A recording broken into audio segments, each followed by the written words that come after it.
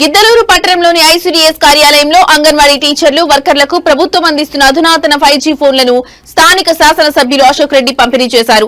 ఈ సందర్భంగా ఎమ్మెల్యే మాట్లాడుతూ పిల్లలకు పౌష్టికాహారం సక్రమంగా అందేలా అంగన్వాడీ టీచర్లు వర్కర్లు బాధ్యతలు నిర్వహించాలని సూచించారు. అంగన్వాడీ సిబ్బందికి కూడా తల్లికి వందనం పథకం అమలు చేసేలా ముఖ్యమంత్రి చంద్రబాబు నాయుడు ఆలోచన చేస్తున్నారని అన్నారు. అంగన్వాడీ టీచర్లకు గ్రాట్యుటీని 20,000 నుంచి ₹1,00,000, వర్కర్లకు 20,000 నుంచి 40,000 పెంచిన ఘనత కూటమి ప్రభుత్వానిదని అన్నారు. ఈ కార్యక్రమంలో అంగన్వాడీ టీచర్లు సిబ్బంది పాల్గొన్నారు.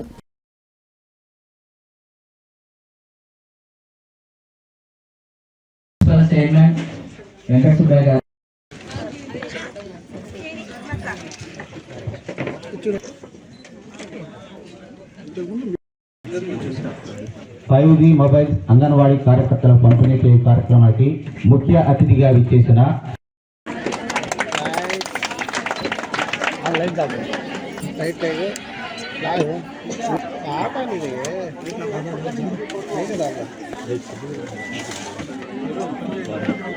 మేడం సైడ్ కూడా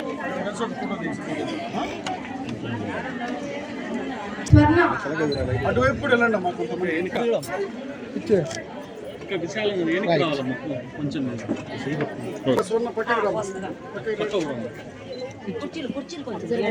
కొద్దిగా సర్దుకో చూడండి.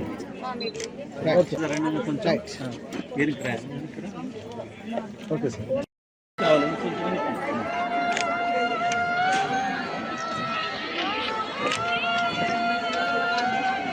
ఓకే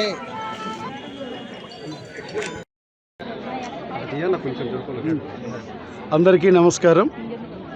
ఈరోజు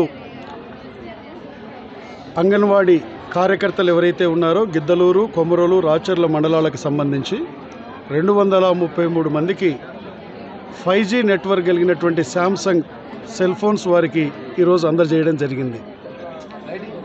ఎన్డీఏ కూటమి ప్రభుత్వంలో గౌరవ ముఖ్యమంత్రి నారా చంద్రబాబు నాయుడు గారు, గౌరవ ఉప ముఖ్యమంత్రి పవన్ కళ్యాణ్ గారు, విద్యాశాఖ మంత్రి నారా లోకేష్ బాబు గారు ఈరోజు పరిపాలనని పూర్తిగా గాడిలో పెడుతూ పరిపాలనా సౌలభ్యం కోసం ఇటువంటి కార్యక్రమాలను చేపట్టడం జరిగింది.